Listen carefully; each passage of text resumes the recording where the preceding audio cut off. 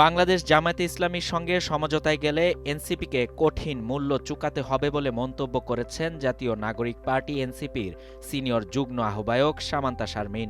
২৮ December রবিবার সকালে নিজের ফেসবুক প্রোফাইলে দেয়া এক পোস্টে তিনি এ মন্তব্য করেন। সামান্তা শারমিন বলেন, বাংলাদেশ জামায়াতে ইসলামী নির্ভরযোগ্য মিত্র না।